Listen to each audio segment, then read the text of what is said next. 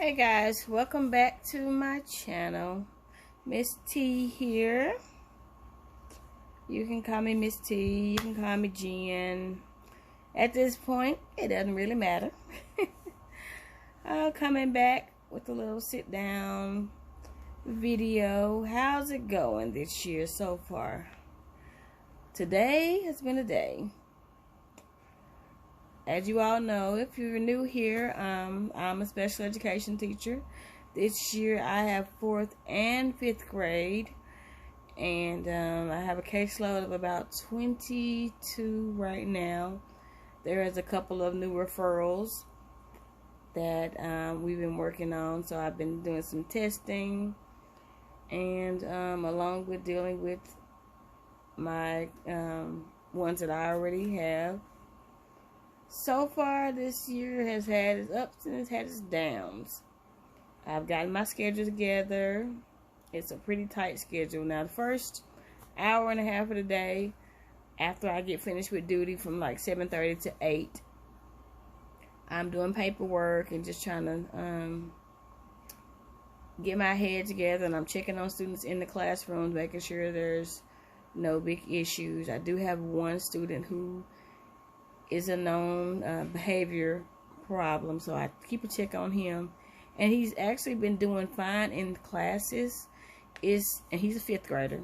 It's just the transitions that he's having a hard time. So it's practically to the point where he doesn't go to any activities. He's been coming with me during my conference time because he's gotten into a couple of fights during activity, and issues at recess. So he goes with another ISS paraprofessional during those times. He eats lunch with her and goes in there and does Legos and kind of de-stresses, because they have 2 teachers. So his morning teacher, I pull him during the morning time, work with him with literacy, and then they switch classes, and he has a math and science teacher, and of course I pull him again for math, and then his schedule kind of goes from there to lunch, Lego time with the paraprofessional. She takes him back in class for a few minutes, then they go to activity, and then he's with me again. So we're trying to limit his transitions because he's had such a difficult time. He's getting in the fights. He's just having a difficult time with the transition. Today, he had a rough time. He got upset with me, went back to class. The teacher, he beat me back to class, so I wasn't able to let the teacher know he was upset.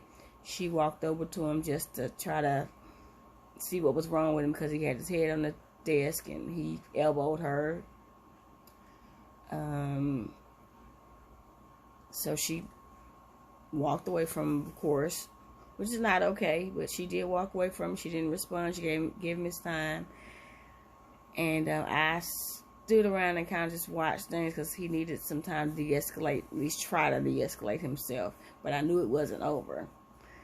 So during transition, when it was time for them to switch classes, he was in line, and I watched him, and there was an issue with another student. The student wasn't doing anything to him. This kiddo just, I don't know, for some reason, I think he's a little paranoid, and he feels like people are doing things to him, and he was still upset. And so he got into another student's space. I tried to intervene and kind of just get him out of the line. He jerked away from me, went into his class across the hall, which is where he's supposed to go. Excuse me, that's my dog. He wants to play ball. Started flipping over a couple of desks, about 3 desks, and I, again, there he goes, was talking to him and trying to calm him down. It just became a big deal, to the point where we had to have our team that does what we call PCU training, to where they had to physically remove him from the room and get him into a de-escalation room where he could calm down, because he wouldn't go on his own. We tried and tried for about 30 minutes for him to go, but he wouldn't leave the classroom, and we had the other kiddos outside waiting to come in class. Of course, he wouldn't leave, so we had to have our team come in, and they got him where he needed to be, and he of course was able to let his anger out in that room. And this is I want to say the second time that this week that this has happened. No, I take that back. It was last Friday, the last time he was in there, because he got into an issue with another student, and he had to go home. So this time he's going home till Monday, so we can try to figure out what we're gonna do and give him some time to take a break. And I've got another student who's hasn't been in school since first grade. He's now a fourth grader. So with the whole, the C word, or the pandemic, I should say, caused by the C word. I'm not sure if I can say that on here, so I'm not even going to say it. He hasn't been in school, so he was homeschooled last year for third grade, and he's back in regular school with a para who's with him every day.